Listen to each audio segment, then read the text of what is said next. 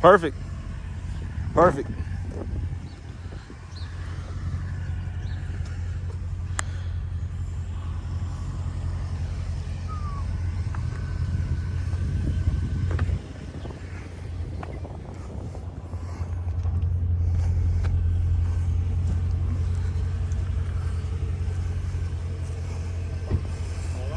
Yep, looks good.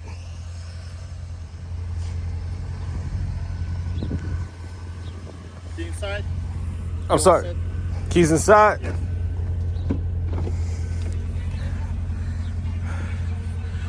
All right. Yep. All right, guys, you know what it is. 2009 SL550 from Atlanta, Georgia, here to Cincinnati, Ohio. So we have a coilover conversion that's about to go down. This vehicle is sitting on 20-inch wheels. These are concave, 20-inch all the way around, but these are deeper in the rear, as you can see. So that's called staggered. Wider in the rear than they are in the front. A staggered setup. They do that for traction and performance, and also it enhances the look. Wider wheels in the rear because this is a rear wheel drive vehicle, and so it handles much better when you have more rubber on the road. Wider tires for performance. I love it. I love it.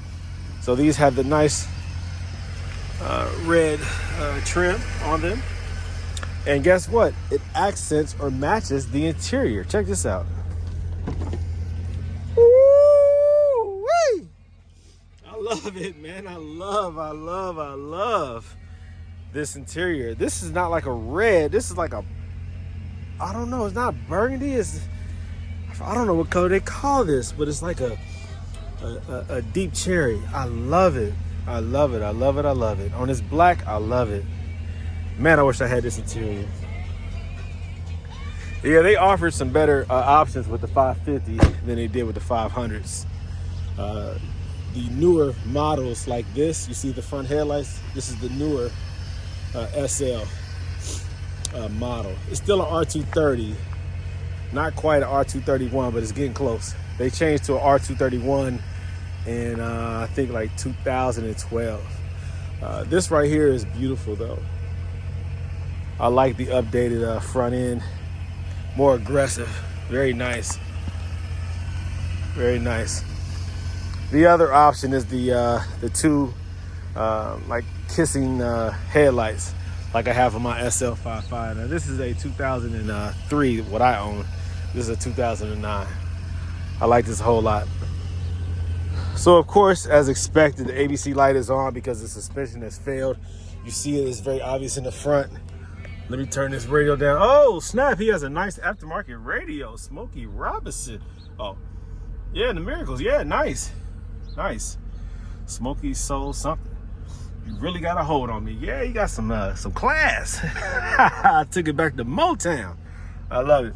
All right, so yeah, red ABC light. You already know what that means, right? Now, being that this is a 2009, is not as simple as pulling the fuse out. You have to actually program the ABC out of the module. You have to basically go in there with the star system and tell it that it's an SL350 in order to, that the ABC option is not on this model. You have that choice, you have that menu option because they make a SL350 that does not have ABC. So that allows you to tell the computer or the module that it does not have ABC, and that will turn off that red light. So I have to get another technician involved in order to get that programmed out, all right? And that's through the star system. From my research and my due diligence, I have not seen a Exentry system or any other system that has that capability. I only know personally, I only have come to realize that STARS is the only diagnostic tool available to remove that from the system. I might be wrong. If you guys know some other option other than STAR to remove ABC from the 2007 and above Mercedes, let me know. But 07 through 11, you have to go into the module through the star system to remove ABC from it. It's the only option that I know for these is through star. And unfortunately, I have to pay somebody to do that. I can't do that myself. Otherwise, I would buy like the Exemplary system and do it, but I've seen it attempted and it was not successful.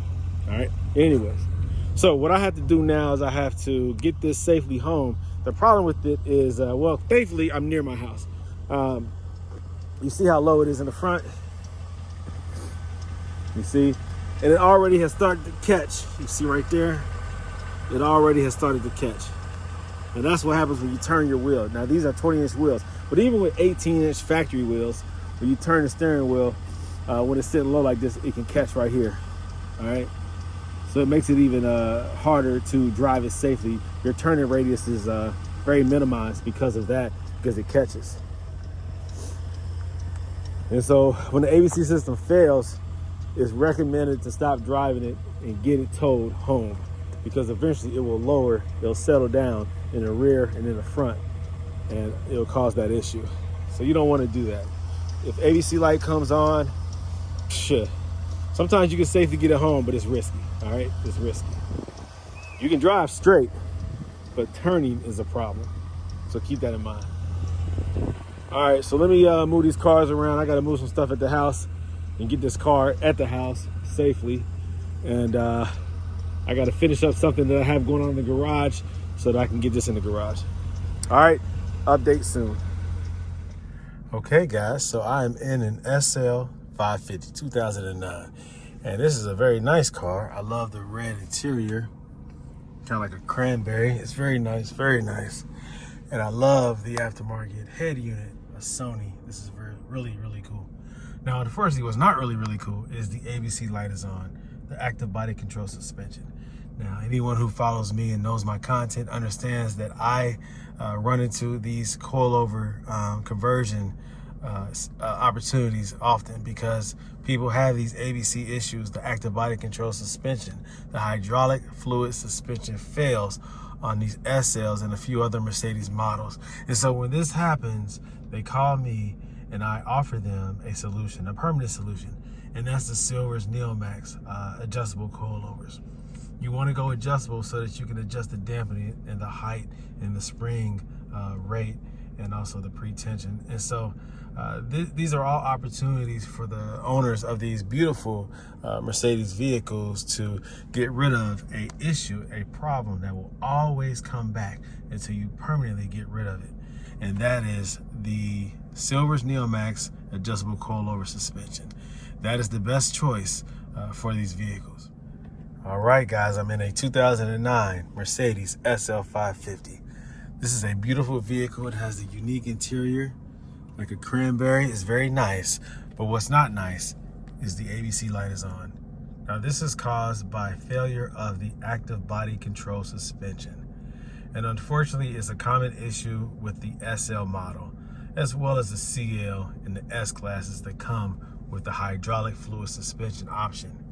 Now, unfortunately, when it fails, it's oftentimes expensive to repair, because usually the owner of the vehicle cannot repair that himself or herself. They have to pay somebody. And of course, dealerships, they're going to take you all the way up top. They're going to charge you full price for diagnostics, for labor, parts, replacement, whatever. They're going to charge you a whole lot. So that being the case, oftentimes customers, owners of these vehicles are sick and tired of paying that bill. Now, some people say it's just ownership. It comes along with ownership of a Mercedes, but does it really have to come with ownership of a Mercedes? There is an alternative solution, and that is adjustable coilovers. You don't have to keep spending all this money for a hydraulic fluid suspension that will continue to fail. There is an alternative. So people come to me, customers come to me, and in this case, they shipped it from Atlanta, Georgia to Cincinnati, Ohio for me to do this coilover conversion. And that's what I'm about to do. So this right here is the bad part about the ABC suspension dropping the way that it has. Now, yes, these are 20-inch wheels on this SL550, but it doesn't matter. If you have 17s or 18s, it's probably gonna be even worse. The front suspension drops down, and it presents a problem when trying to come up on the curves, driveways. it's easy for that front bumper to catch. Now I'm using these wooden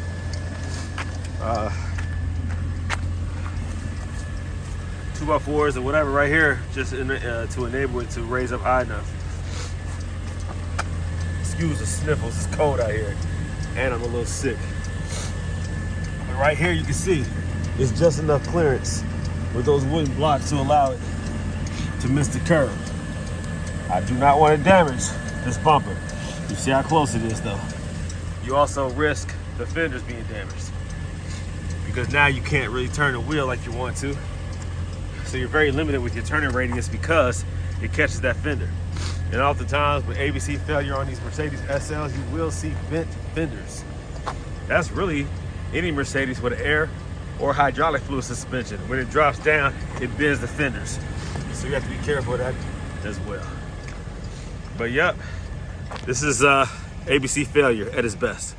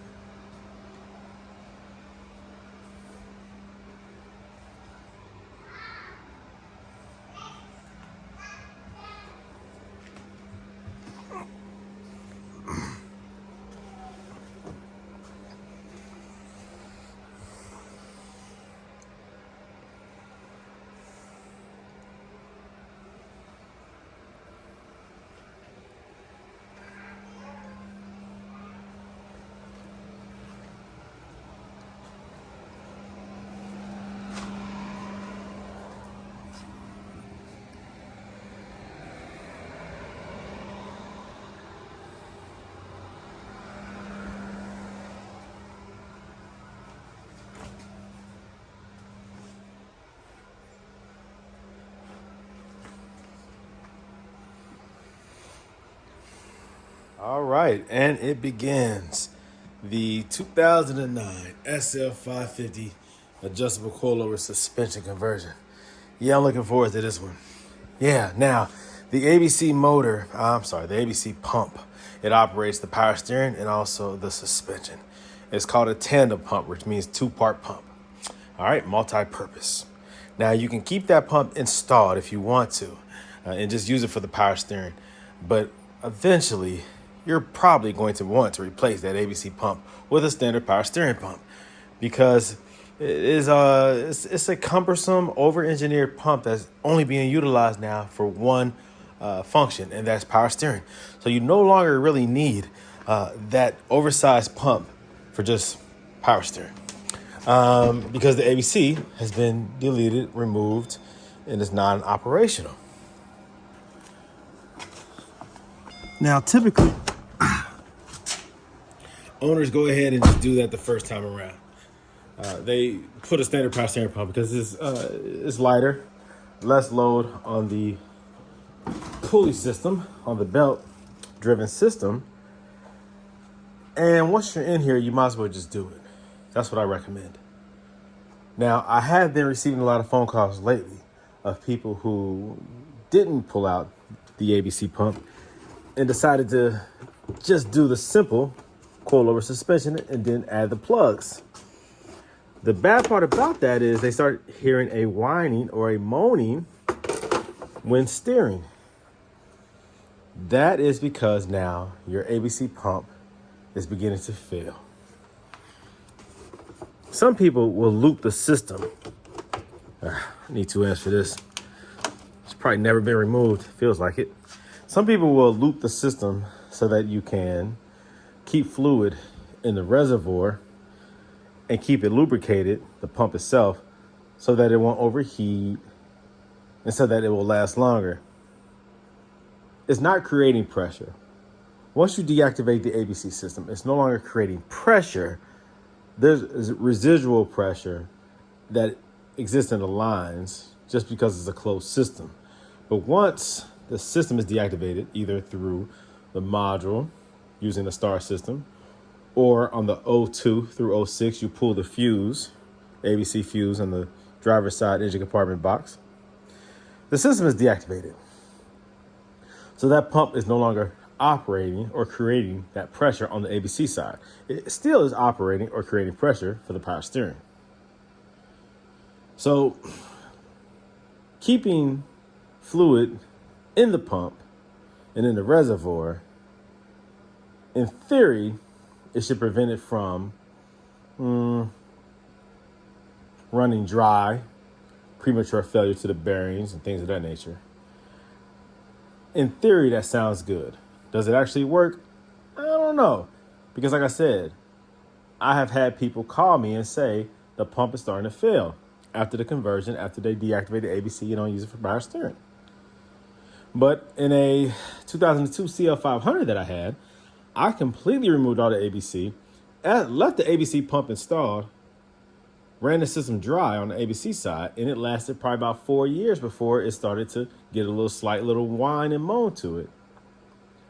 But I've had some people who have done a conversion, and then a month later, they start getting the moaning and whining. So it's very subjective, and there is no hard, fast rule regarding how long that pump will last if you leave it in place. But what I do is I replace it. I remove it. And so that's what I'm about to do on this SL550. Whenever I get a coilover conversion, except for the V12, the 600 or 6.5, I always remove that ABC pump. The V12s is different. It's a different kind of pump that goes in there, and it's a more expensive pump. So typically it's recommended that they keep that pump in there unless they absolutely have to remove it. So for this right here, 2009 SL550, it still uses the same standard power steering pump that I installed in the 500s as well. It has to have that triangle shaped bracket on it. They originally are on an ML55. I use an aftermarket pump and it works great. Also, the pumps that I use has a 1-year warranty. So if something were to happen, if it needs to be replaced, contact me directly and I'll swap it out for you. Well, I will send you a replacement. You have to pay for the work, because some people will do it themselves. Some people pay somebody else. I'm not responsible for that, but I will cover the part itself, the pump itself, not the labor. All right, so let's get this process started. All right, so the engine cover is removed, as well as the air intakes. Took 2 hands to do it because they were on there pretty stiff. On the 550, you have from the blower right here, the pump, you have this pipe right here. It's a rubber hose that has to be disconnected from their engine cover, the front of it. And then you have the intakes. You see it right there. All right. Be careful removing those. You don't want to separate those from this, but if you have to, just be careful so that you don't damage this in the process. But those are on there pretty stiff, so it takes 2 hands to remove everything. And that's where the hose connects in the front. So when you reconnect it, make sure that you do reconnect that hose right there. And also this right here is what locks it. All right, it's a little spring, a little clamp right there. Not clamp, but a little spring clip that holds the air intake engine cover onto the mass airflow sensor intake right there. So make sure you snap that back into place, but you got to pull it back in order to remove it. So just be careful with that, because I've seen these pop off. You can lose that down there. You got to remove the underside of the engine, the underside cover, to get it. So be careful with that. Now here goes the ABC pump, the famous tandem pump. It is different on the 07 through 11. You have a different size motor, less space in the front to remove it. Everything's a little bit more cumbersome. You have right here this oil cooler, pretty big, it's in the way. You do have to do a little bit more in order to get this out. It is more difficult. You do have to do some work up underneath also to access some of this stuff to get this out. A little more difficult than the 500. A lot more difficult than the 500. Now the ABC system on here is supposed to be more reliable 07 through 11 than it is from the 02 through 11, 02 through 7, 02 through 06. I'm just getting over a cold, guys, so sorry for the phlegm and the clearing of my throat. upper respiratory infection of some sort. But yeah, so I will be removing that, getting things out the way so that I can get that out of there. Take your time, guys. Just try not to damage anything in the process. I will jack the car up, remove the driver's side front wheel so that I can get up underneath, remove all the underside paneling up under the car, all the shield covers to get access to everything that I need to get access to. It will be a combination of tools in order to remove this pump. It will be time consuming. Just take your time, all right? It can be done at home, in a garage, if you have the tools that you need. You do not need a lift, but just be careful when you jack the car up. Use jack stands. Make sure you're doing everything the safest way, all right? Make sure you're doing everything the safest way. Take your time. If you have small hands, it's easier. If you have big hands, well, you might want to pay somebody else to do it. Right, so I'm at this point now. You're probably like, what the heck, man? He didn't show anything. Man, listen, I have other videos that show the process in more detail, but for right now, I have to get this work done. Every time I do a coilover conversion, I can't record every step of the process, but I will give you a brief summary, okay? Now, you have to remove the large ABC reservoir. Again, that is if you are going to remove the ABC pump. You have to remove the big reservoir, get that out the way. You're only going to utilize the small reservoir. This is for the power steering. The large one that is gone is for the ABC. That's this one right here. You don't need this, so get it out the way. But you do need access to all the bolts and whatnot for the ABC pump.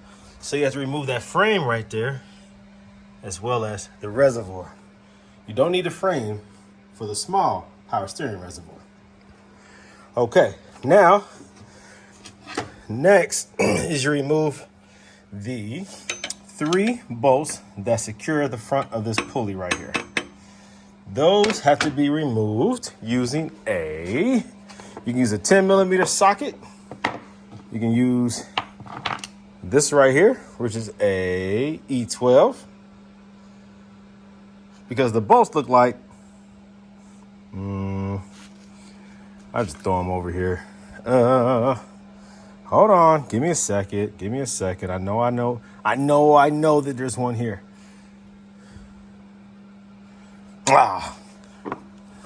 Okay, all right, let me find one. Let me show you what this bolt looks like. Hold on. All right, come. All right, let me go down here. What's this? Nah, that's not it. All right, go. Hold on.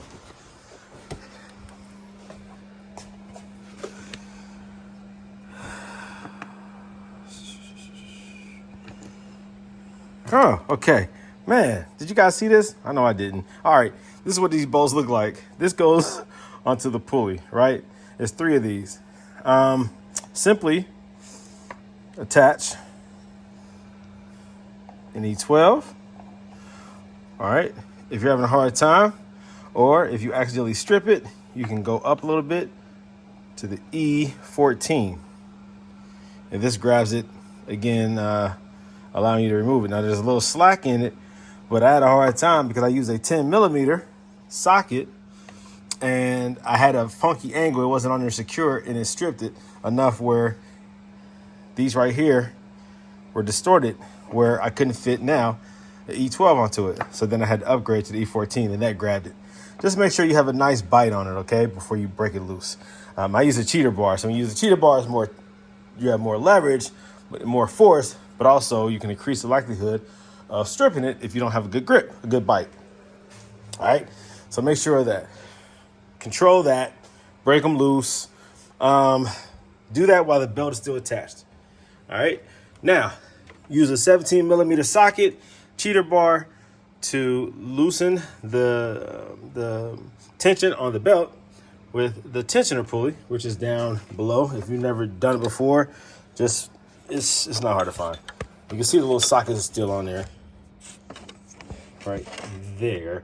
All right, there is a 17mm head that you attach the socket to. Use a cheater bar. You can use something like this. and break it loose. Now on the 550, it will, the tensioner pulley will cause your cheater bar. You have to bring it over here to break it loose, and then that mug wants to swing all the way over here before it releases the spring tension on the tensioner pulley. So be aware of that, because this will get in the way. It will come out. You have to do it. I used instead of using a long cheater bar, I wound up just using one of these with an extension on it, and that allowed me to remove it, because it gets very difficult. On the 500, it doesn't swing over that far. It stops about like here, but on this, like about here and like there. Okay, but on the 550, that thing goes all the way over here, boom, and it will be difficult to remove. You don't want to damage any of these lines, right, or this hose. So make room for that bar to swing. All right, cool. Now after that, I removed the long bolt that runs through here, and also the one that runs through the lower right there. Okay, now there's a bracket that is behind those two bolts, this right here. This bracket right here has the two long bolts right here that secures the front of that ABC pump. All right, let's see. Now this hose, when I removed that reservoir, I left this hose in place, just took it off the bottom of the reservoir, because down there is where I need to actually release it from the pump. But it's hard because that clamp is turned. It's a tensioner clamp. It's a spring clamp, and it's turned. Well, let me zoom out.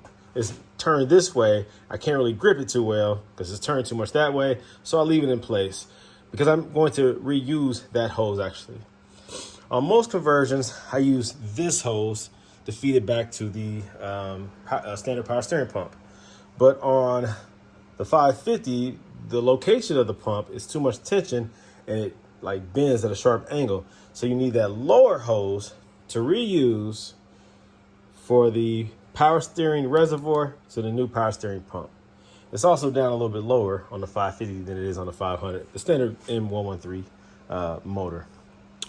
You do the same thing if you're doing a CL. Is that right? I think on the CL you got to use a different hose than you expect. Whatever, let's focus on this. Okay, anyway, so you're going to not use this hose anymore, but you're going to use the lower hose. All right. I cut this line. This is the line, that high pressure ABC line. There's two star bolts that run through the side that secures that line to the pump. Now, you can loosen those lines, get it started, but they're very hard. If you don't use the right bits, the right small bits to do that, you don't have the space, you don't have the room. So even though I have the right, let me see, where'd it go? Let's get it down here. Okay. So I dropped it, so I had to remove the under panelings to, let me see, to get it. Don't forget, okay, I'll get around to that. So this right here is what you need to get that high pressure connection off of the ABC pump for the ABC suspension part, right? Now, I can't remember what size this is, but there's barely enough room to get this down there, to get this in there. Let me see.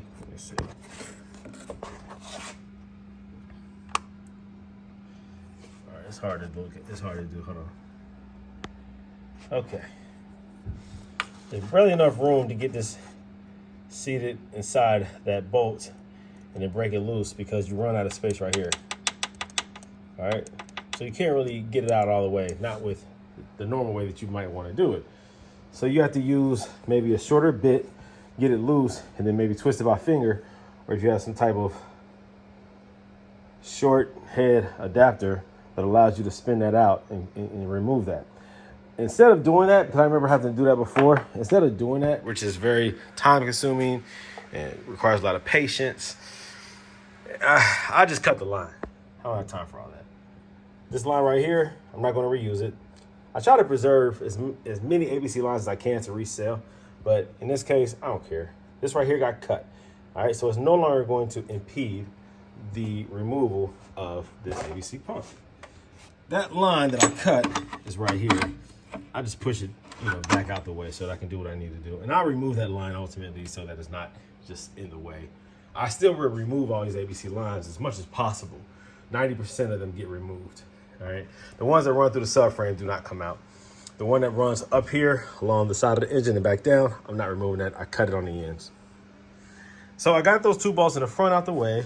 Now you cannot get the rear bolts easily from up top, especially on the 550. You can on the 500, it's hard, but it's possible. The 550, man, I'm not even gonna say it's possible. It's too difficult because you gotta run extensions back behind here. You gotta run ratchets back behind here. You have to do everything from right here, and it's freaking crazy to do. You will cut your hand, your fingers up, your knuckles up. You will get irritated, you will cuss, you will throw things, you will wanna kick the cat or dog if you have one, which is abuse. You don't wanna do that. But it irritates you and frustrates you. I don't cuss, but I did cuss when I used to do it that way.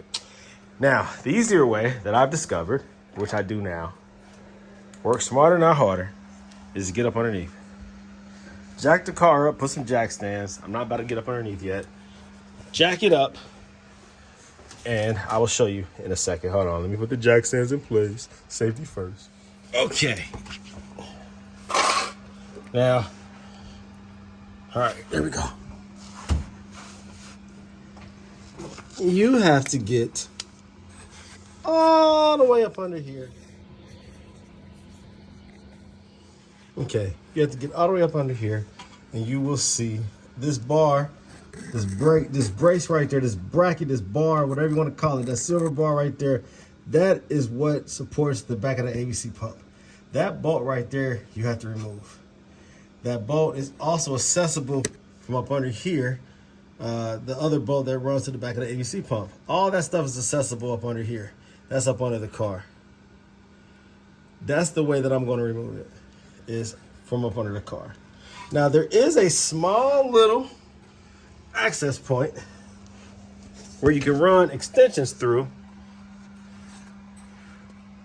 Let me see, where is that? Where is that? Where is that? Okay. There is an access point. Let me get this flashlight. Right here. Not that one, but through this one. It lines up pretty well with that bolt on that bracket. That bracket is attached to the engine block. Now these 2 lines have to be cut and removed out the way in order to really access it. But yeah, you can run an extension through these holes right here, and you can access that bolt more straight than you would have to from up underneath directly.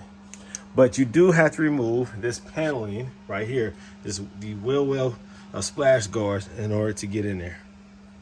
All right.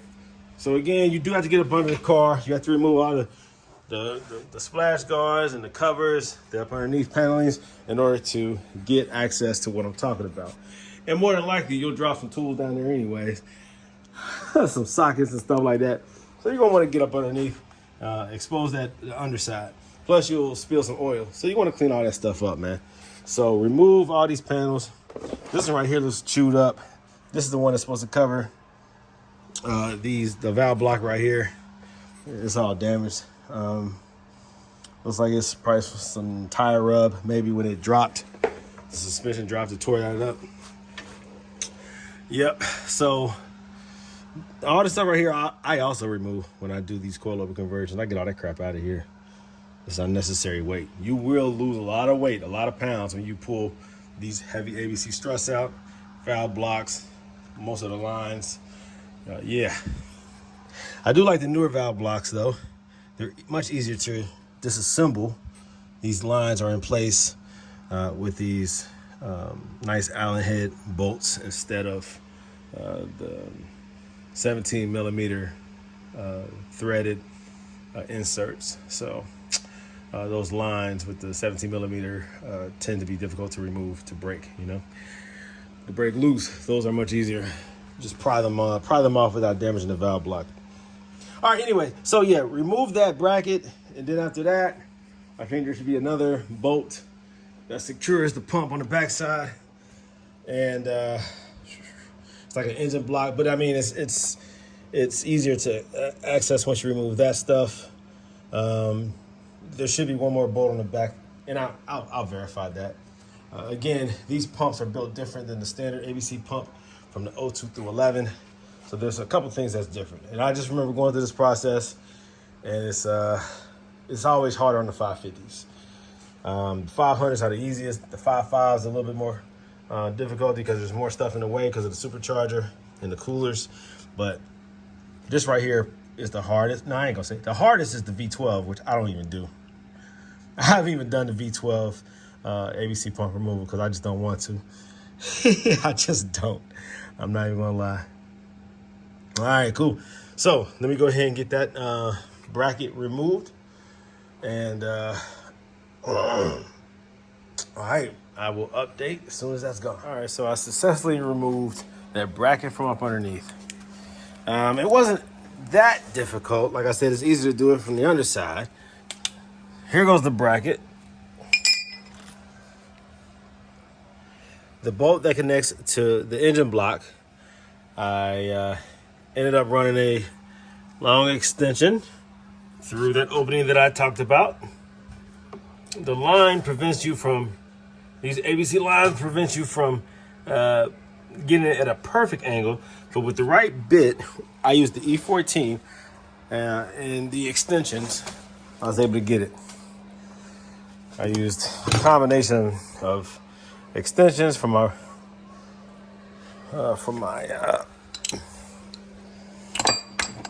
my socket set, my wrench right here. I used this plus, yeah, the E14.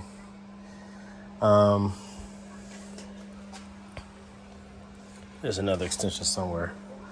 But yeah, I used that extension. Here it goes. I used these right here to make it long enough where it had also, by adding the smaller extensions, it gives it a little bit of flex, just a little bit slight flex. Adding it to this one right here, it gave me enough length. I was able to break it loose with this right here. And then I finished pulling it out because it's a long bolt. I finished pulling it out with the ratchet, with the drill. All right. So that worked out good. The impact. So that worked out perfect. And then the next bolt that secures it to the back of, so the bolt that secures it to the back of the ABC pump, I had to use this, a flexible 10 millimeter wrench, ratcheting wrench. All right. Allows it also with the flexible head. So it allows it to get in there, break it loose, pull it out. Yeah, this is what I used on that star bit, which was this one, I think. I think it was this one, to get it off of that, the back of that pump.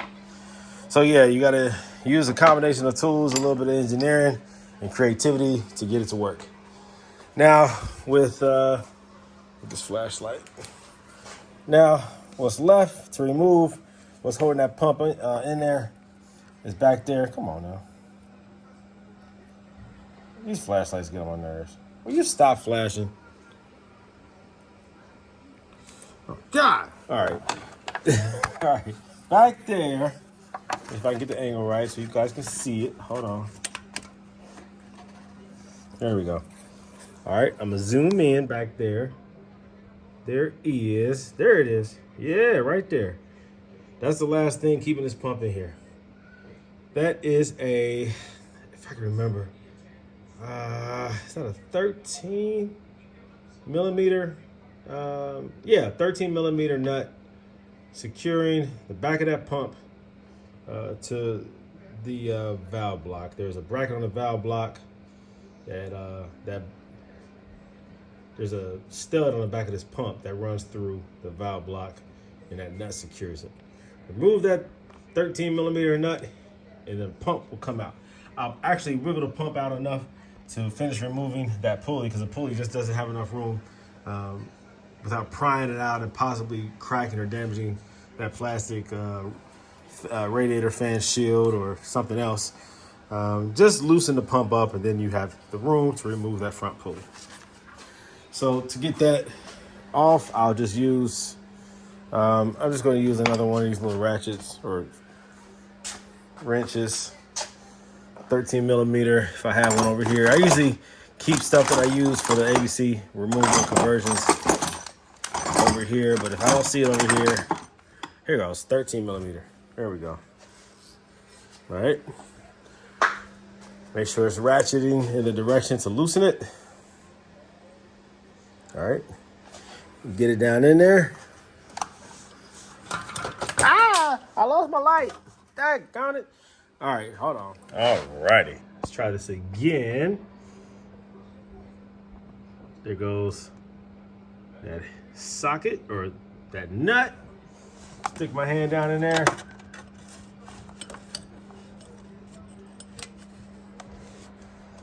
Hold on. Man, let me stop this camera. Hold on, because I can't do this at the same time. Hold on, let me try it again. Nope. Let me put this down because I can't.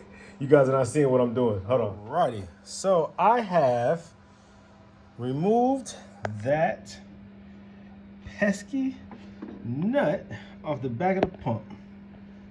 That's the you see right there. That's the, let me see if I can point down there. That's the threaded stud off of the back of the pump right there. That had the 13 millimeter nut on the back side. Now to remove that, again, I used a 13 millimeter ratcheting wrench.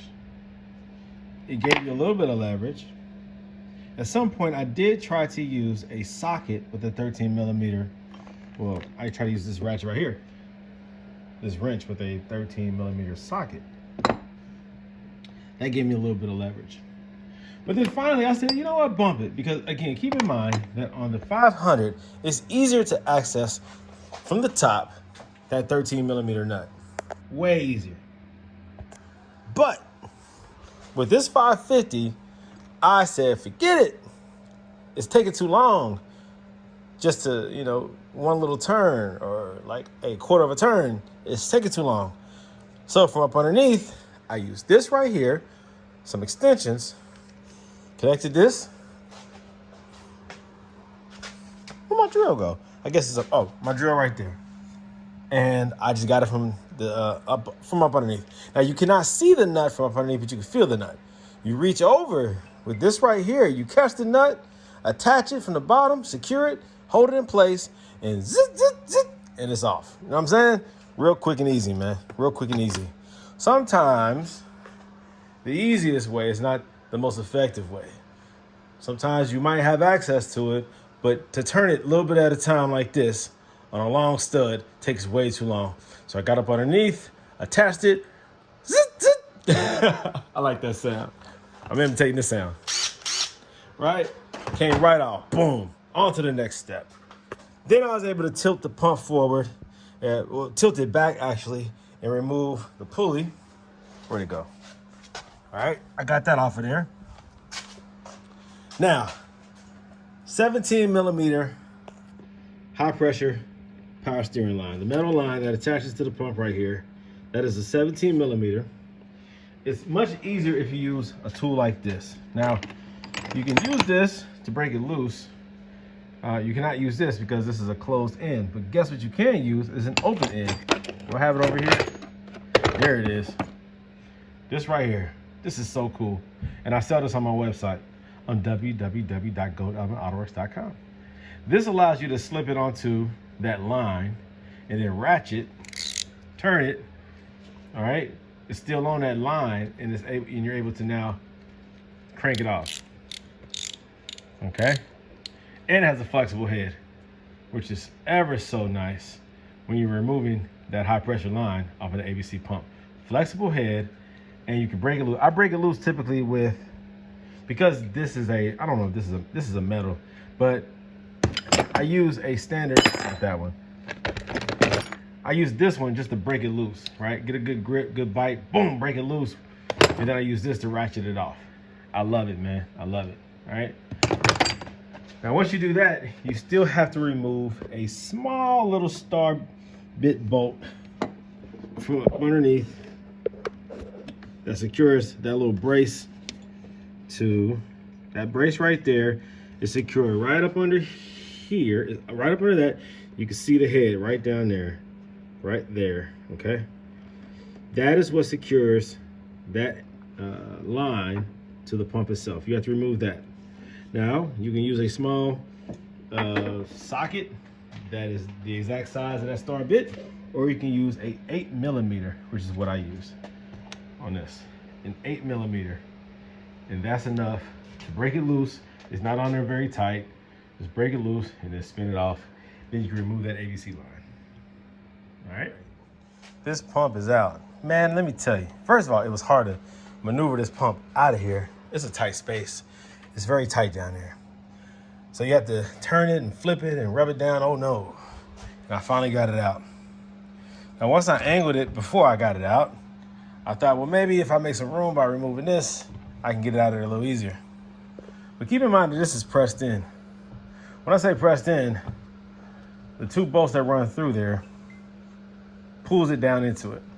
And there is a seal, like a rubber ring, right? An O-ring. So when this is pressed in, it's hard to get it out because the tolerances are tight. So the bolts are obviously out, and it spins around very easily, but it does not remove very easily.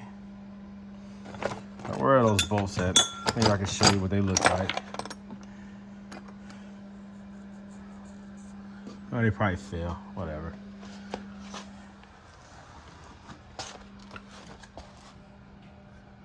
Nah, they're just Allen head bolts, nothing special.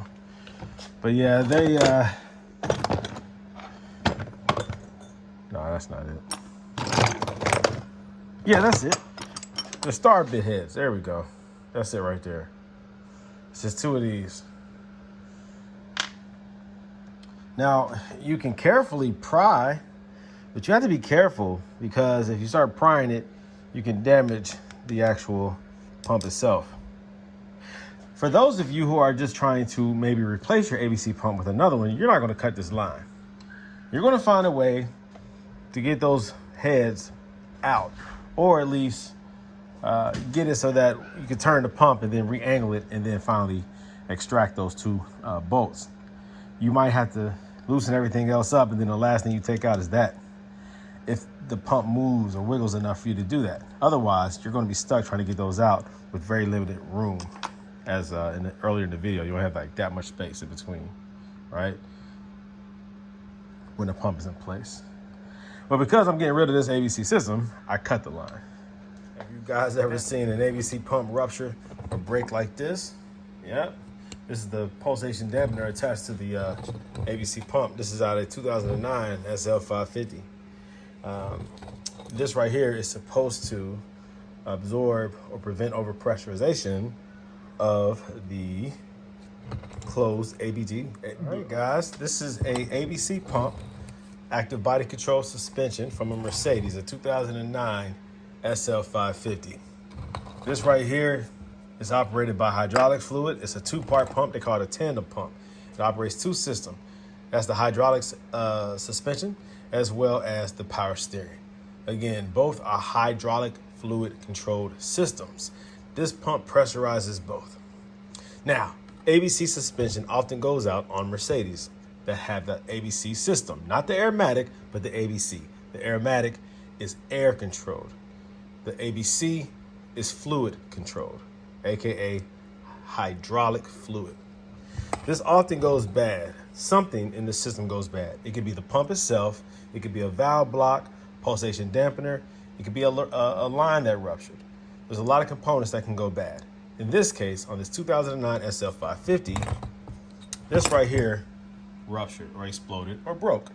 Now that's hard for it to do because that's some good thick metal right there, but it's still split open, all right? That happens with overpressurization. Now this is designed to control the pressure so that the pump doesn't overpressurize or underpressurize. It keeps a constant, steady pressure. When this ruptures, that means there's a problem. Something overpressurized. Usually it's the accumulators in the system or something like that that cause too much pressure at the pump, and boom. Alrighty, so now the power steering, the new one, the replacement is in place. Easily done. You simply connect the two bolts in the front.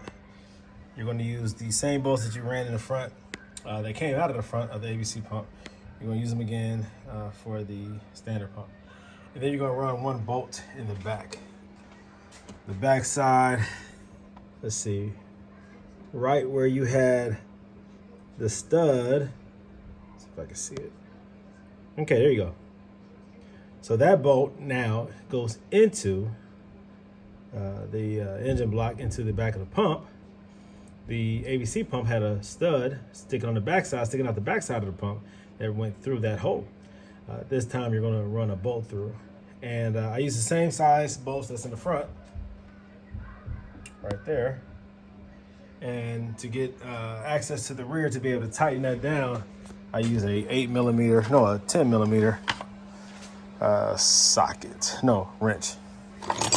That's a 13 millimeter. Here it goes. There it goes. I use that right there. It's easy to get access from the back with one of those, and you can get that bolt pretty tight, all the way tight with that method. So use this part of the open wrench, the ratcheting part, and you can get it on there no problem. Now, regarding the reservoir, I removed the original bottom hose that feeds into the pump and used the ABC feed line. I connected it there and ran it into the pump. I used that same tensioner spring clamp. I use the same one, just as the same one right there, and it works perfect. Just make sure you push that rubber line all the way back, as far back as you can on that pump, and then secure it with that clamp. That spring clamp holds on just fine. Regarding the 17 millimeter line, that's easy to connect. I connect that before I bolt the power steering pump onto the block, because you have more leverage and it's easier to get it started and tightened up. You can do it any way you want to, but that's what I did. And I also had to bend that line a little bit. The curve on that line, it's too much tension to bolt it onto the pump, and for the pump to line up perfectly with those holes. So what I did is I got that line onto the pump, and I didn't tighten it down all the way, but I got it on there enough where I seen how off it was when you try to line up those holes to mount the pump. And then I just bent it slightly in order for it to line up perfectly. So a little modification there, not much. That line does bend easily, so no worries there. Before I put the belt back on, I make sure that there's fluid in the reservoir, and then I spin this. I still don't know which way to spin it, left or right, whatever. All I'm doing is making sure that fluid flows in there. I make sure the cap is loose and the air can escape so that you're not having a dry start.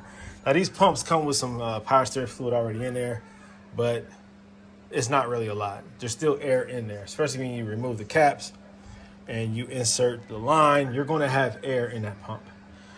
All too often, people start these cars and they turn their steering wheel while there's still air in the system. It could cause premature wear to that pump. So always make sure that there's fluid in that reservoir.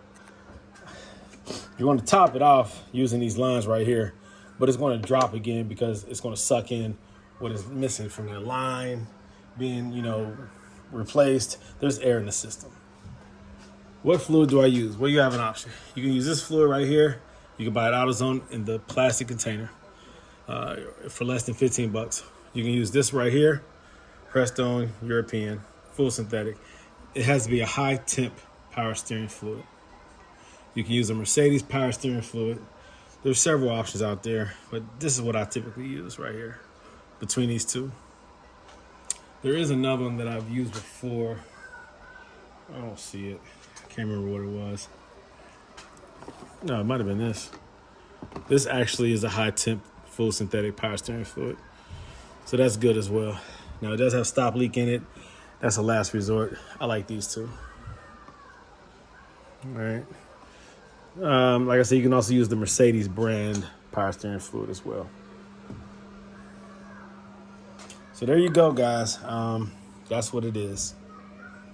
That's how you get that power steering pump installed after pulling out that ABC pump. The ABC pump has that that one right there has a split dampener, I guess. And that is to control the pressure of the pump. Obviously, it overpressurized. Something in the system more than likely didn't do what it was supposed to do. Like usually those dampeners, accumulators are supposed to actually absorb the, when you hit hard impact in the road and the pressure increases drastically, it's supposed to be a cushion for the whole system, the closed system. And so when those start to go out, you start to get the ding, ding, like the red light, ABC light, when you hit a big dip or a big dip or pothole or whatever. When the system is jarred or shocked, that's what those accumulators are supposed to be for. When those start to fail, then it causes overpressurization elsewhere. That's where you get lines that rupture, you get lines that pop off, or that leak, right? The pressure is going to go wherever the weakest leak is in the system. And so unfortunately, the pressure was high and it caused, let's see this one, it caused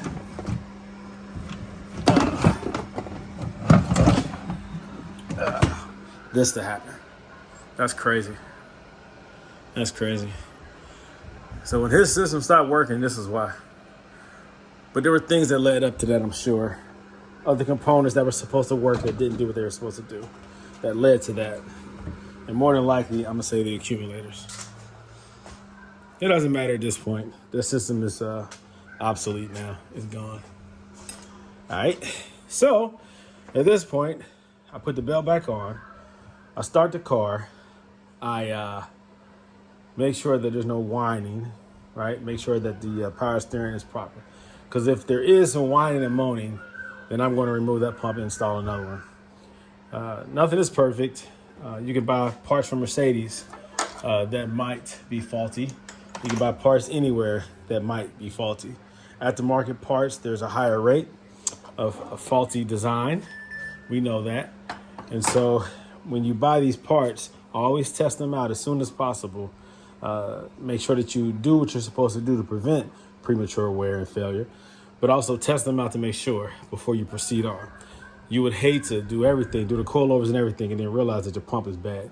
So always just double check. Whenever you replace anything, I don't care if it's an alternator, AC compressor, radiator, anything that you replace, oil cooler, make sure this stuff works. I've bought things over the years of working on Mercedes, coil packs, brand new, failed, you know. I've gone through a lot. So always test your new install before you proceed on to the next step. Just a little advice there. All right, let me go ahead and do that. Everything is free and clear.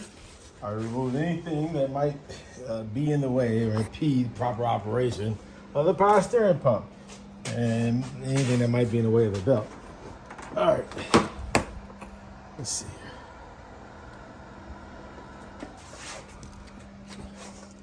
You guys want to see firsthand. This is live footage, so to speak.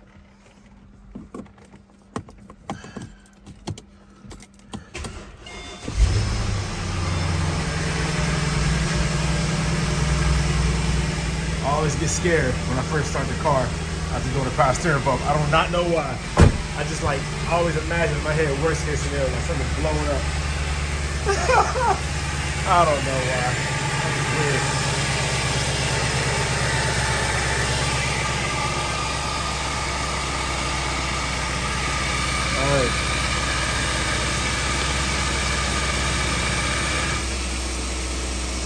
All right. Well, whatever that noise was, it was just like a loud motor.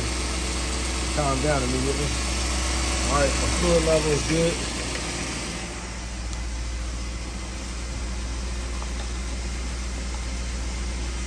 That was just the motor itself, I guess. The initial cold start.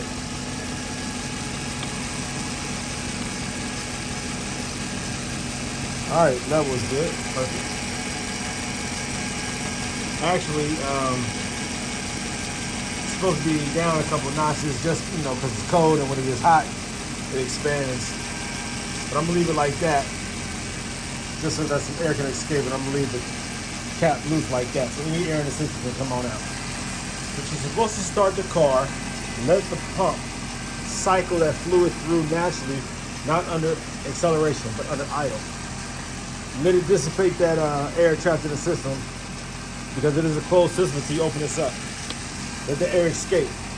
All right, that's what it's designed to do. See, that pump is quiet now. It's quiet.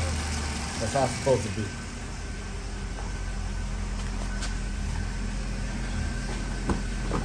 And when I turn the steering wheel, let's let it do that for a couple minutes.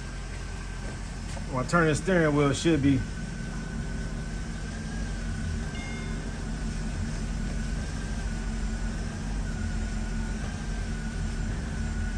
I'm not gonna do full lock, just all right. That's good. That's good. Nice and smooth. Nice and smooth.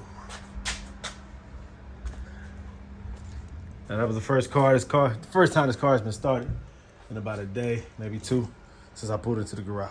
So that's good. All right. So first part is complete. ABC pump removal, power steering installed. All right.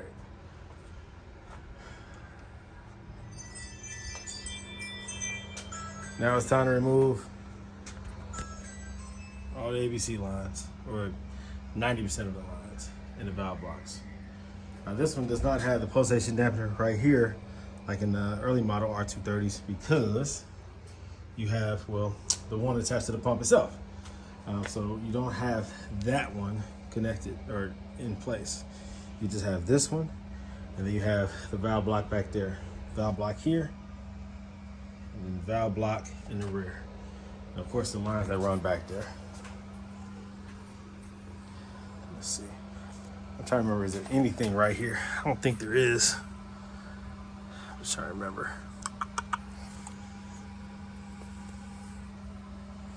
Yeah, I think that's it. I might double check just to make sure, but I'm pretty certain that there's nothing right there. You need to remove that if you're trying to get access to those lines that run lengthwise all the way back there. Okay, good to go so far. All right, next step. For those of you who are trying to remove the bolt from the rear of the SL, we're talking about the rear bolt on the R230 Mercedes that holds the lower control arm. This is the inner bolt right there. If you're trying to get that bolt out and the exhaust pipe is in the way, I simply jack up the exhaust pipe. Well, I put this on the pivoting arm right here, or a torsion bar, whatever you call this thing. I lift this up out the way to make clearance, to make room for that bolt to be removed, for it to come out rearward of the vehicle. You have to lift this arm up.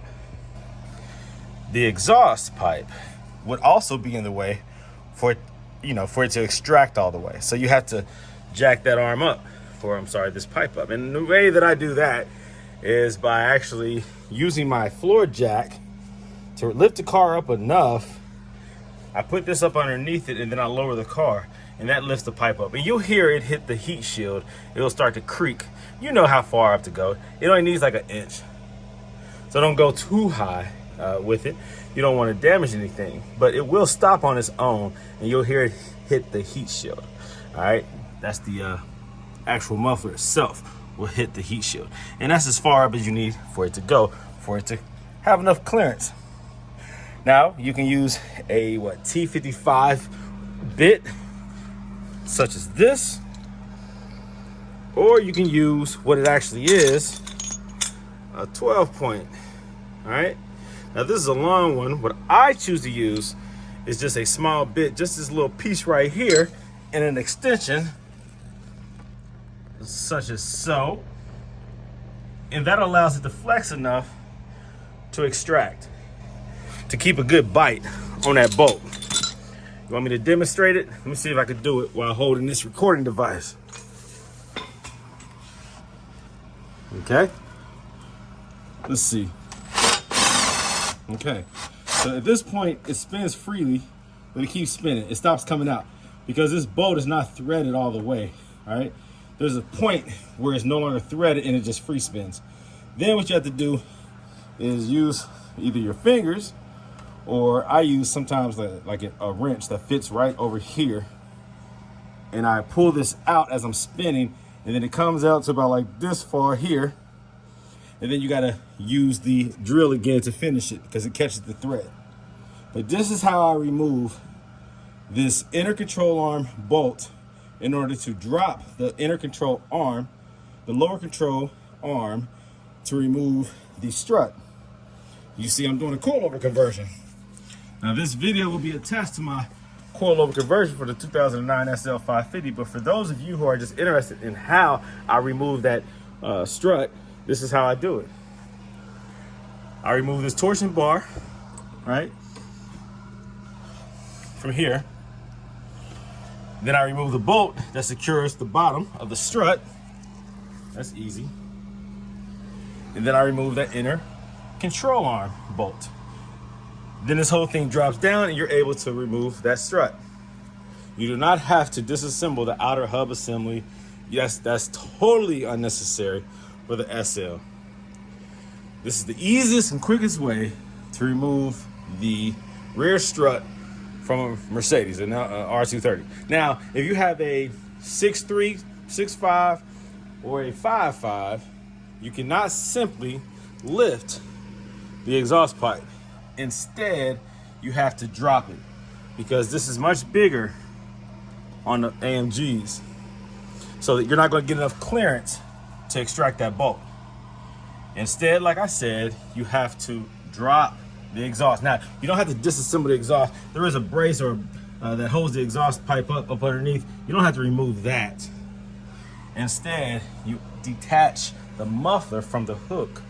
Well, there is a welded hook attached to the muffler that you have to pull out of the holder that has the rubber holding slot on there for the hook to go into.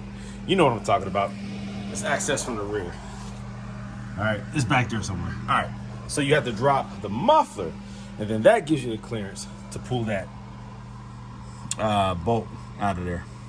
All right, so like I said, I'm going to go ahead and put this device down so that I can finish extracting this.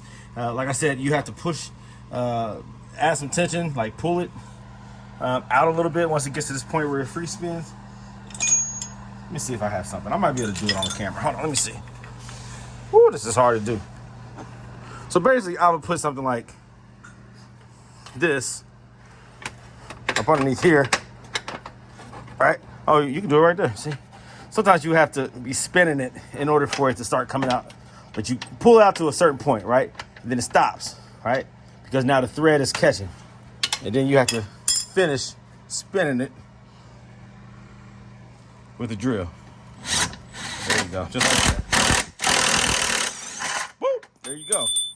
Now, the one mistake that I did make is I forgot to detach the height sensor. So you have a height sensor right there that now has tension on it. That's preventing the arm from dropping all the way. Remove that. You can detach it from where it connects to the bottom of the control arm, right down there, or you can detach it from the top. There's two 10mm bolts that hold that sensor in place. I just use an extension, go from up underneath, and you can reach that, the two bolts the two nuts that keep that secure. And I always cut that wire. There's no reason to keep that in place. No reason. You don't need it anymore if you're doing a coilover conversion. If you are saving your ABC and you're just simply replacing the strut, then make sure that you don't destroy that sensor, because that sensor will cause problems if it's damaged or destroyed, right? So detach that sensor where it controls. Let me see, you can actually unplug it, all right, if you're trying to save it, but definitely detach it. The two 10mm nuts that secures it to the frame, disconnect, remove those, and then disconnect it at the harness. It's a simply squeeze and pull connection or connector. So remove that so you don't damage it if you're trying to save your system. But if you're doing a coilover conversion, just cut the wires. You don't need it. You've already deactivated the system. And if you have the 02 through 2006, you've already pulled that fuse anyway. So the system is deactivated. So you can cut that wire. You're not going to do any damage to the ABC system that's not already done. All right, so that's how you remove that bolt, guys. I just had to definitely record that part of the process. And I'll continue on with this coilover conversion. All right, we are good now. Coilover job is complete. Both the coilovers and the power steering have been updated, right? The ABC pump was removed, standard power steering pump installed. All four corners now have adjustable coilovers instead of ABC struts. All right, they are adjusted accordingly. 21 in the front, 17 in the rear. That's the dampening settings. 21 in the front, 17 in the rear. So now what I have to do is get this car taken over to the third party who I use to do the ABC removal from the module. For those of you interested in permanently removing ABC from your vehicle, from your SL, so that even the white light does not come up, that is going to cost $300 because there's a guy who has the star system, and that enables him to remove that from the module.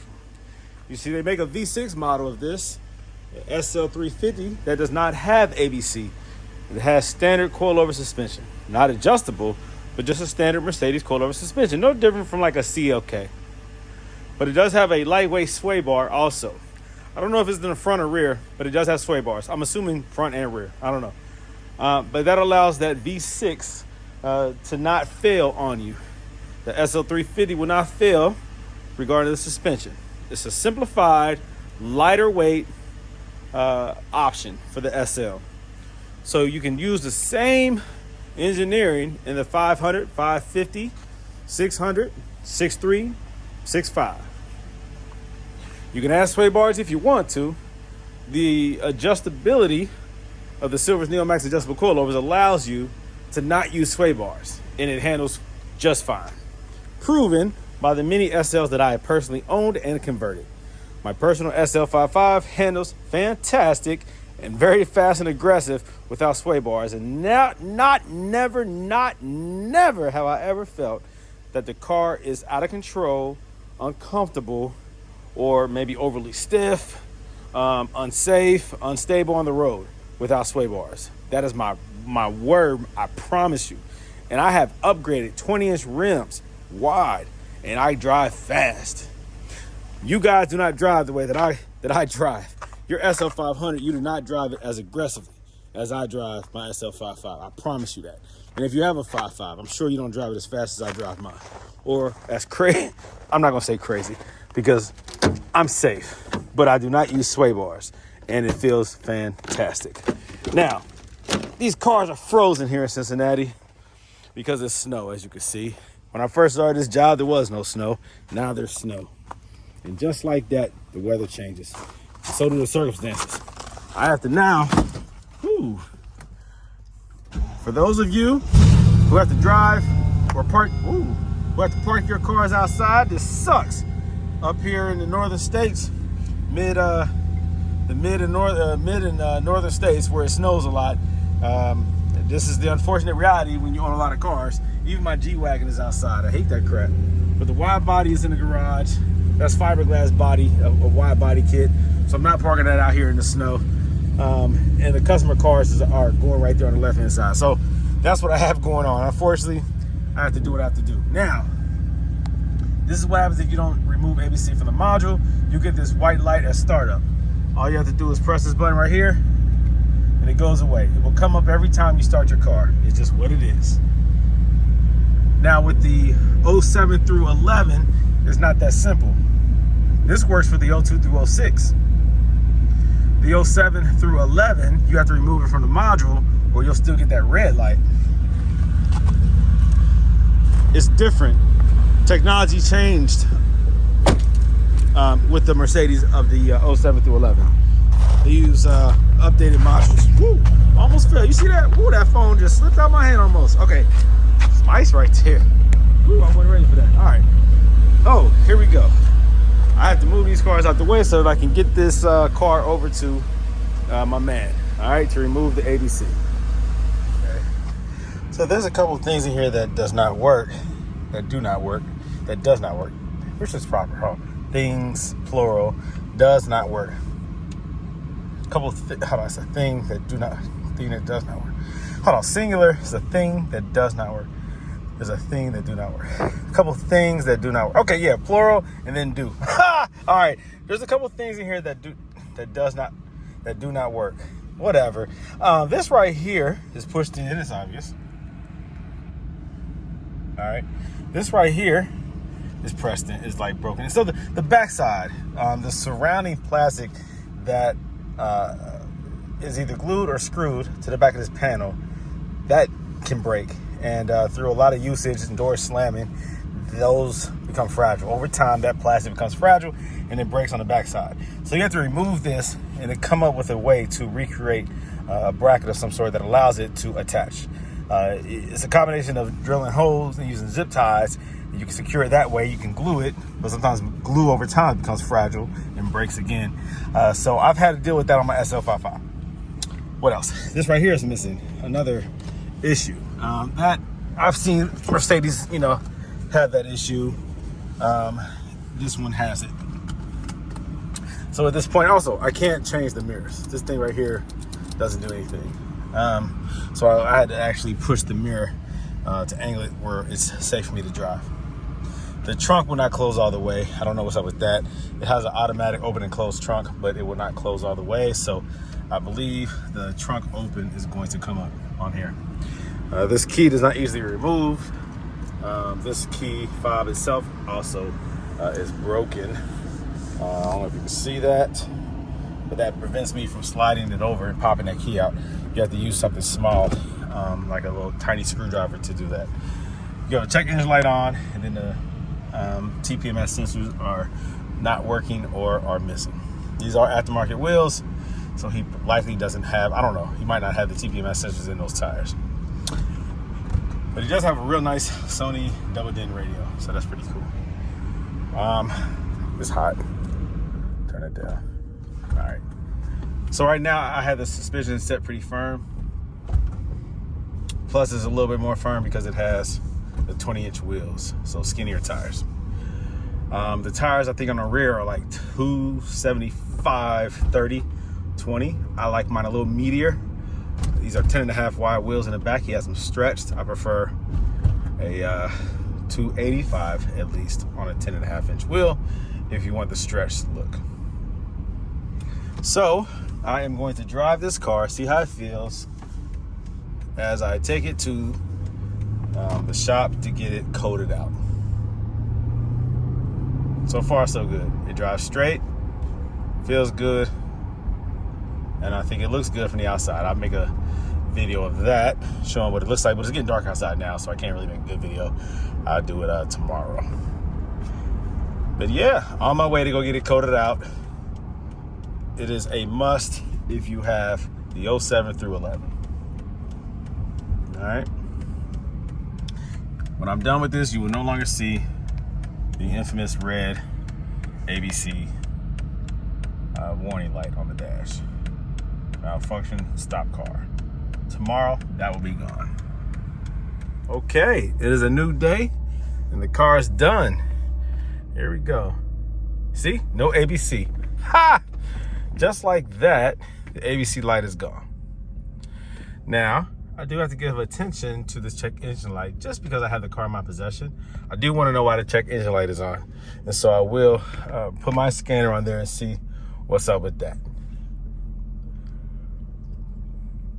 Now, when I first arrived here last night, because I did have to leave the car overnight, what I did was I softened the rear a little bit. You see, this gentleman has 20 by 10.5 wheels, aftermarket wheels, and his tire choice is I think it's 275/30. So the tires stretch a little bit more than what my rear tires are stretched. I have also a 20 by 10.5, but I have a 285/30.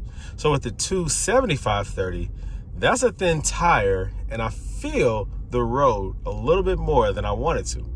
It was a little more firm than I wanted to. So I softened the dampening down to 20 instead of 21. No, is that right? No, it was 17. It's down to 16 now. The front is still firm at 21. You want that front firm because it just handles better. Your steering is more on point. It's more tight. It's more exact. I like that front end to be stiff. Now, let's see here. Okay, I don't know why. All right. So the sensor for the seatbelt is a little finicky.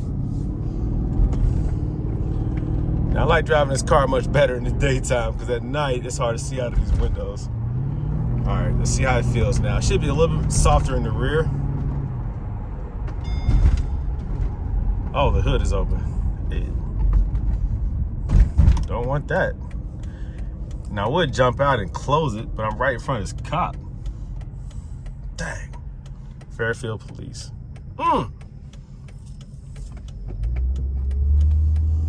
Daggone it. All right. We'll slow down a little bit. Let that cop get in front of me so I can jump out and close this hood. I don't want this hood to fly up, and it won't because it latches. All right, here we go. Let's turn my turn signal on. I'm about to turn. Let everybody go past me. All right, let me go close this hood. Don't want anything to happen. A good thing about the Mercedes is it latches, even though the hood isn't completely closed. It does latch. Now, it looks like the hood is closed. Okay, I see what it is. You see this side right here? It didn't latch. There's two latches. There's two locking latches. There's one little subtle latch that keeps the hood from flying open if you don't close it all the way. That right there, right?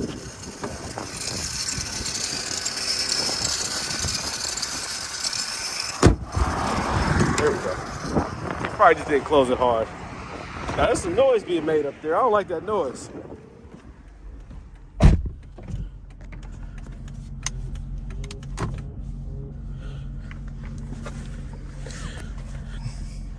All right, I gotta see what that little rattling noise is.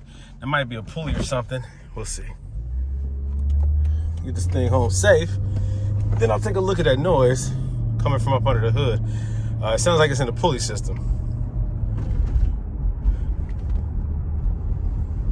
Now, hopefully that pump is okay. I have had every now and then, every blue moon, I've installed a pump and it presented an issue where it might have had a little moaning to it. So if that's the case, I just swap it out with another one. You see, these pumps come, I order these in mass quantity, and sometimes the pumps don't arrive.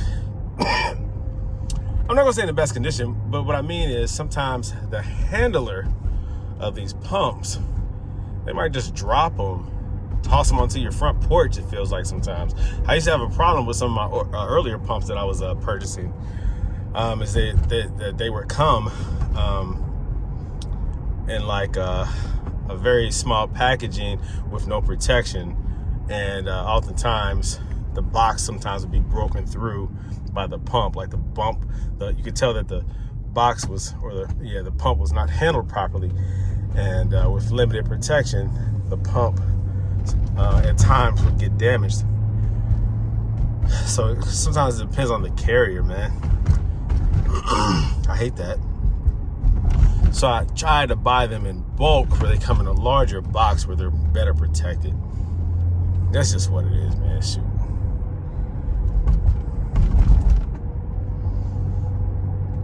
So if the pump is faulty, then I'll swap that out. But yeah, no ABC light. The car handles really nice. I do prefer a thicker tire, but it does handle nice.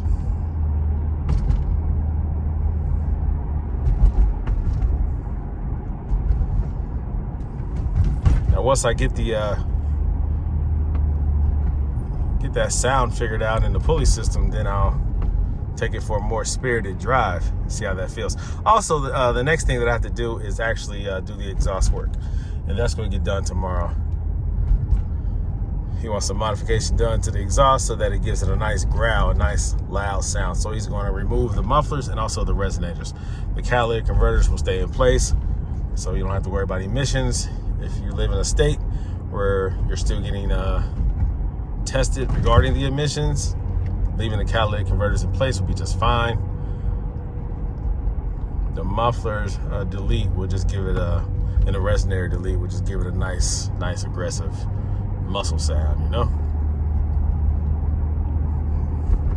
All right, so we're good to go so far. ABC light is out. I'll run a scanner on here to see what the check engine light is all about. And we're good to go.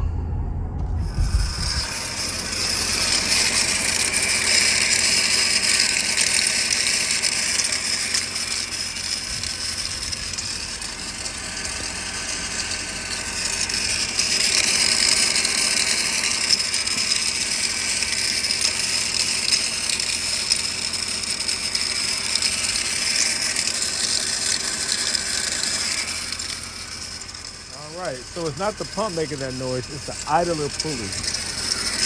Pulley right there. Right there. You can hear it. Now, when you replace the ABC pump and install the standard power steering pump, it's going to operate more efficiently. It's going to move a little bit faster. There's less strain on that pulley system. So even though the speed of the motor at idle hasn't changed, less strain allows the pulleys to spin possibly at a faster rate or just more efficiently. So with it being less strain on the pulley system and it possibly spinning at a more smooth and less friction rate, put it like that. Anything that's already worn out, such as that idler pulley, sometimes the tensioner pulley, those are common things that have to be replaced because it's really plastic on top of metal, right? With a bearing in between. And so over time, it just breaks down. It is what it is. The bearings with that heat, with the friction, wears down. So that's the noise that you're hearing.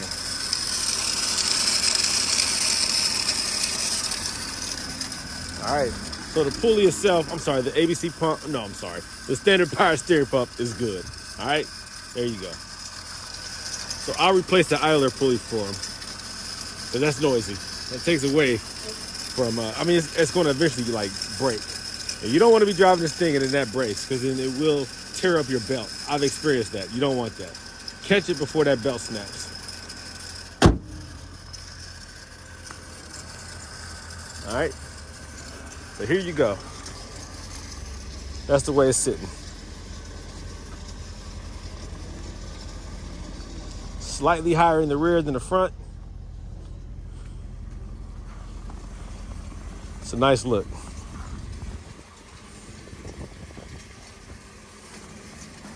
Nice look.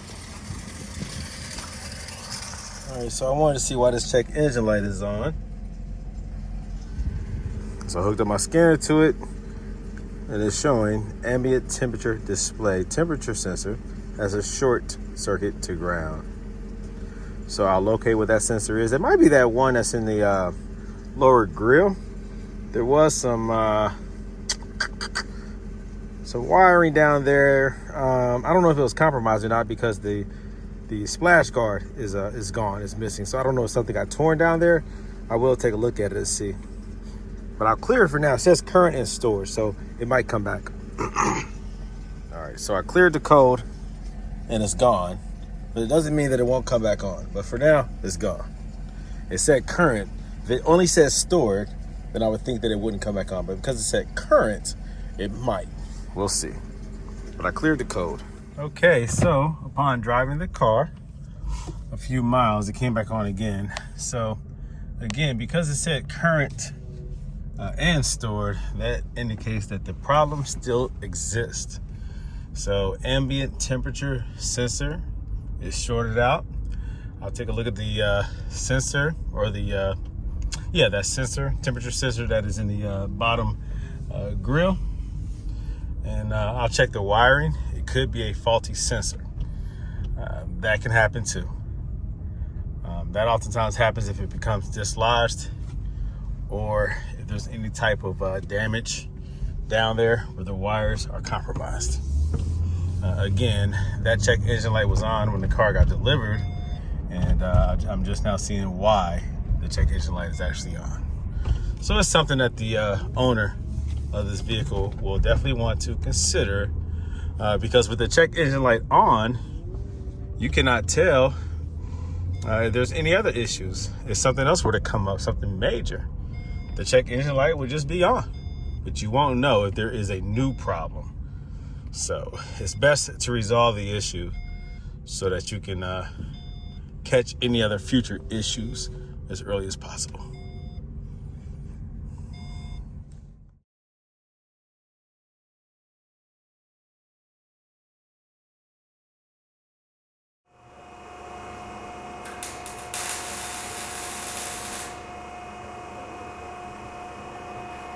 Go ahead. Do it again. One more time. One more time. All right.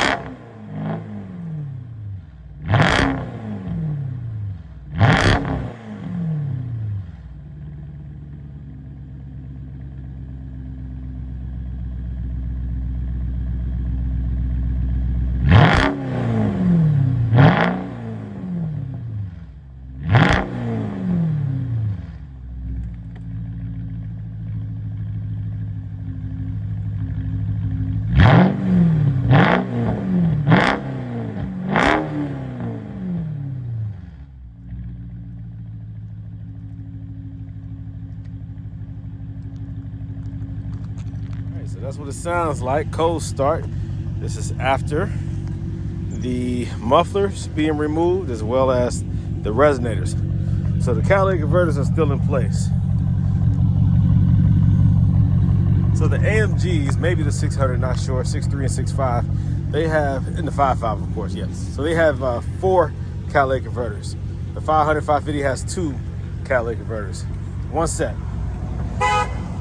So the ones that have 4 complete catalytic converters, or 2 sets, you can remove the 2 that are past the O2 sensors, the 2 nearest to the rear. The 2 that run up along the headers, those have to remain because you have sensors right there that reads the before and after. Those O2 sensors have to be there. Those catalytic converters have to be there, or you'll get a check engine light. If you remove the first 2, you will certainly get a check engine light unless you get it programmed out. And even then, sometimes it will pop up. And then sometimes it will go away on its own, sometimes you have to clear it. So do not remove the first 2 coming off the headers. If you have 4, only remove the second set. Now, the resonators, you can remove that on any of them.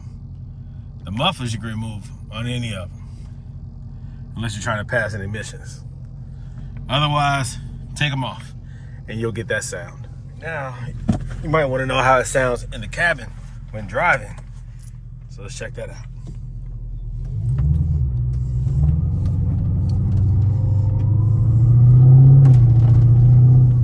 A lot of people will say, do you have drone?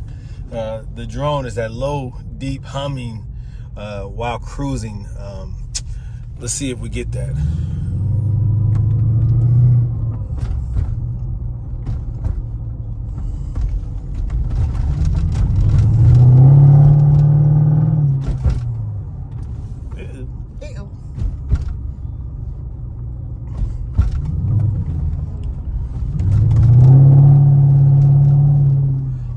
package is coming.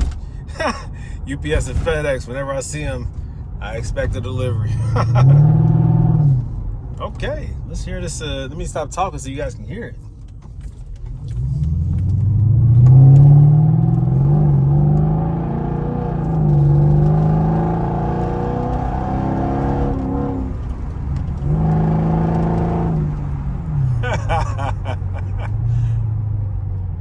I think he'll like it. I think he likes it. I think he'll like it.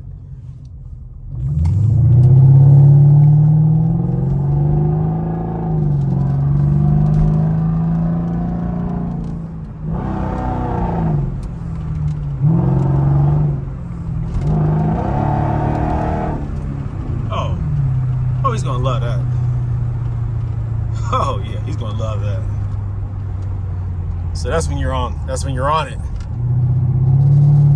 Just cruising around, it just sounds like a nice muscle car.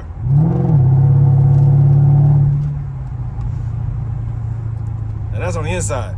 Keep in mind, Mercedes builds their interiors, their cabins to be as quiet as possible. So a lot of sound is hidden inside the car. So if I roll these windows down, you will hear it. It will be louder. I'm sure it's loud outside the car. Which is what he likes. I think this is what he wants. I'm pretty certain. So I'm gonna roll this window down. You can hear it in the cul-de-sac here.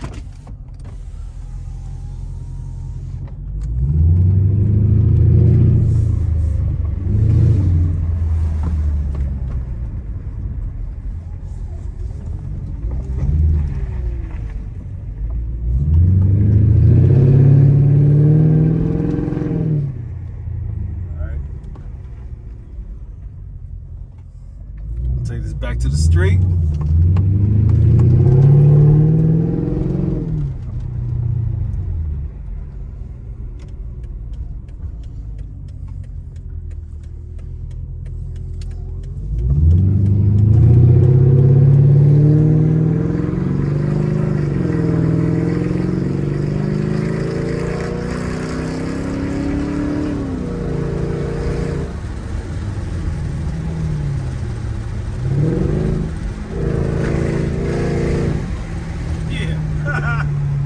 That sounds good. That sounds real good.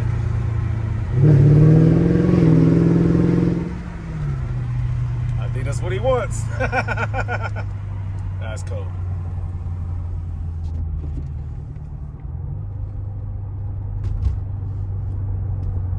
A very low hum.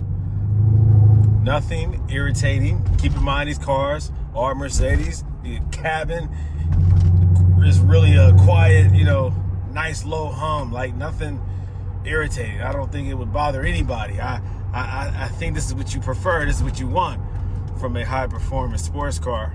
This can be, viewed as a cruiser, but with a high powered V8, I mean, it really is a sports car. And it feels even more sporty with the coilovers now. The coilovers just take it up a notch, really, from a cruiser to a performer. And some of you, ABC lovers may say, well, it's not built for that. You need, it had, the dynamic ability of the suspension constantly adjusting and it remaining flat is more sports oriented than coilovers. Nah, not so much. You see a Porsche 911, it doesn't have ABC, a constantly adjusting suspension. No, it has a sport suspension, such as a coilover type. So does Corvettes and many other sports cars. But the point I'm trying to make is this car now feels like a sports car because you're able to really feel the input, steering wheel input more. You know how the car is going to handle. You control how the car feels. You are now in control of what the car does versus when you have a ABC hydraulic fluid suspension, where it's constantly thinking for you, so to speak. There's sensors all through this car. When you remove the carpet and a lot of the trim, you'll find that there's sensors all throughout this car. They're always reading what the car is doing movement-wise. and it's feeding back to the modules, which feeds back to the ABC system, which feeds to the struts, the valve blocks, the struts. And so it keeps the car flat all the time. That's great. I mean, unbelievable technology. But when you start losing the ability of the car to drive safely, to stay up, to do what it's designed to do, then it becomes a very compromised vehicle where you no longer have that luxury. You no longer feel safe. You no longer have that reliability and confidence in the handling and performance and the safety of the vehicle. So by removing that, you can now drive this car anywhere in the world that you want to, where there is pavement, and you can drive this car without the fear and the anxiety of ABC failure. You know for a fact that it will get you there as long as the motor and transmission is good. You know what I mean? And these motors are bulletproof. The common issues with them are very fixable. You have valve cover gaskets that might leak. On this right here, the 550, you have an oil cooler that has to be replaced. It will start to leak. The thermostat will get stuck in the open position where you'll get a check engine light because the engine doesn't get the optimal operating temperature, meaning it stays cooler than it should be. It's supposed to heat up faster than it is, than it does. That means your thermostat is stuck open. These motors really are nice. The 550 motors. The 450s have issues with time and chain tensioners, things of that nature. But they don't make an SL with a 550. They make it with a 450. They do make it with a 350, a V6. So, get you one of these cars, man. A 550, a 500 is bulletproof. That 5.5 M113 and the M113K motor are really solid motors. You will get valve cover gasket leakage. You might get a camshaft or a crankshaft position sensor. That's about it. Those motors are solid, man. This motor is a good motor. Not as good as the M113K, but this motor is good. The SL is a solid car, guys. The thing you have to worry about is the suspension, the convertible top, the BCM, which regulates the voltage and the current flow for both batteries. Keep the consumer battery in the rear charged up. Drive the car more often, it'll keep it charged up longer. You let it sit, that will die prematurely and start giving you issues regarding the electronics not operating until the alternator charges that battery up enough for everything to turn on. That's a good thing, but it also is irritating. You need to drive your car more. The starter battery in the front lasts the longest. Seldom does that go out. It's always the consumer battery in the rear. You have a brake issue, I think a brake module that times out. It's designed to only operate so many times. When you pump those brakes, it's designed to only operate, 33 million times. It's some crazy number, 10 million, 9 million, I don't know. And after it reaches that number, then it's designed to turn off. Well, you can bypass that. You can buy this little bypass thing that hooks up to your OBD2 scanner connector, and you tell basically the brakes to reset, the SBC to reset. Simple. You might get a couple things like this where, you get some rub, or whatever. They got a sticker you can put on there. I guess if you have like oils on your, I don't know, if you have something on your hands, I guess it can rub off prematurely. Usually these don't rub. I know in earlier models they don't. Now, I don't know about this right here. It's a newer 07 through 11. It's a 09. So, maybe these buttons are different. Mercedes did switch up some stuff, some Audi type issues regarding the stuff rubbing off. We didn't used to have these problems in the earlier 2000s, but they do now in the later 2000s. Mercedes changed up their buttons. I don't know why, but now they start to wear like Audis and Volkswagens. These right here, these do pop off. These can't pop off, just wear and tear. You have to remove this door panel. This piece right here can be removed. It has to be popped out from the inside. Let me see. You might get most of the stuff just is like normal wear and tear. These cars are really fabulous, man. They really are. If you start getting leakage, you start getting the bacon effect on this seal right here. That means you got convertible top hydraulic fluid leaking. That happens. So the pistons in the convertible top, the little strut piston things that are hydraulic fluid controlled, those the seal can start to leak and you'll start having that issue. If your top stops working, now you just got a coupe instead of a convertible. So what? The car looks fantastic from the outside with the top up. Yeah, it looked good with the top down, but it looks even better to me with the top up. It's the best looking coupe that you could buy. Hands down. What looks better than an SL?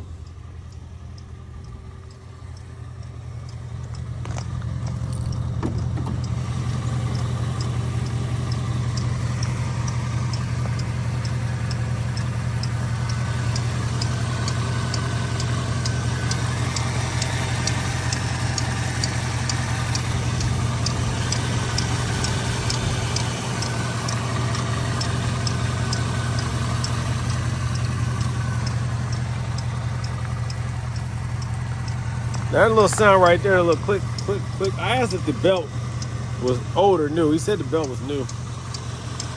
But it seems like every time the belt gets to the same position right here, the white on the belt is harmonious with that. I don't know.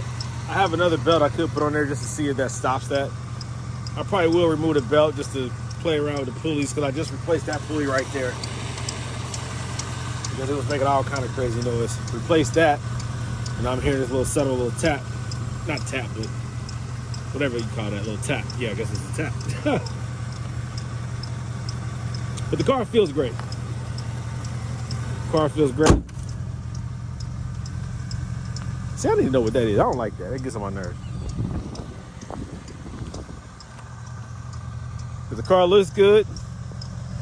It sits good.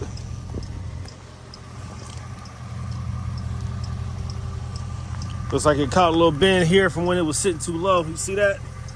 That's what happens when your ABC suspension goes out and this front tire can catch that.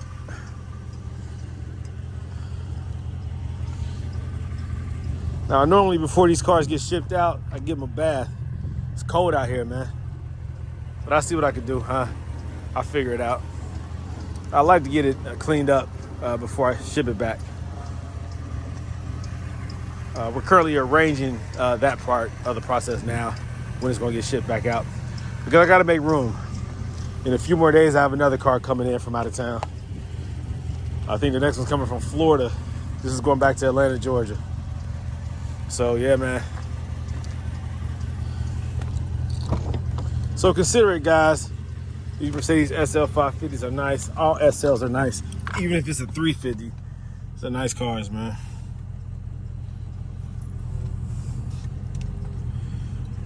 Yep. So with the Silver's Nail Max, you do get this kit right here. A couple tools.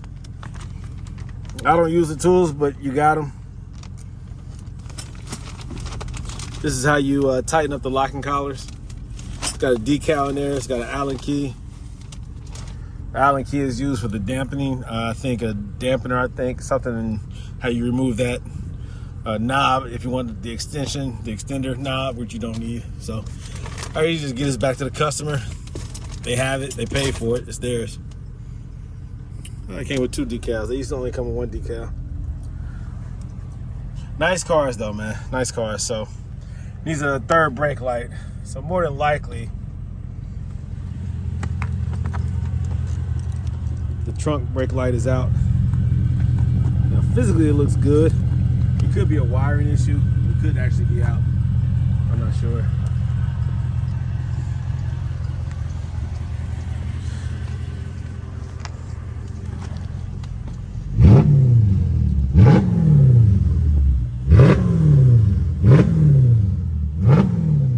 Man, that sounds good, doesn't it? Yeah, baby. All right, man.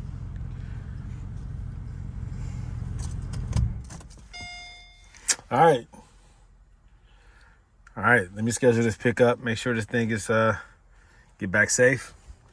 You guys have just seen another coilover conversion come through Cincinnati, Ohio to Gold Element Autoworks.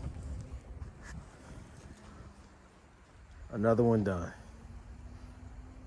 Uh-oh, there's a problem. It said low coolant light. And when I went up here, popped the hood, to look at the coolant reservoir, I noticed this. Your coolant overflow reservoir should not be this dark. Why is it so dark? Well, let's take a look. No. You do not want to see this, guys. This is oil in your coolant reservoir, your overflow tank. That's bad. That is bad. This is the second time I've seen this. I saw it on an S550, 2007. Well, guess what, guys? This has the same motor. The same 5.4 liter V8. 07 and up is when they introduced this motor. And sometimes you have, look at this. This is that creamy look that you don't want to see. It occurs sometimes with this oil cooler right here, because what flows through the oil cooler is both oil and coolant. This right here can fail and it can mix internally. I'm not saying that that's the problem, but it's a possibility. Either way, this is a problem. He needs to see where it's coming from. How's oil getting into there? And look how dark that is. At first I thought it was because it was the blue Mercedes coolant, but no, it's because it's black. Because it's full of oil. It can also be caused by the radiator. The radiator mixes oil and the coolant, and the chamber can be compromised. That could be the cause. So it's either the radiator is mixing in there, or it's the cooler, oil cooler. More than likely, it's the radiator feeding back into the overflow reservoir, and it's mixing. That's bad. That's very bad. The low coolant light came on. That was the indicator. That's not good, guys. That's not good. 2009 SL550.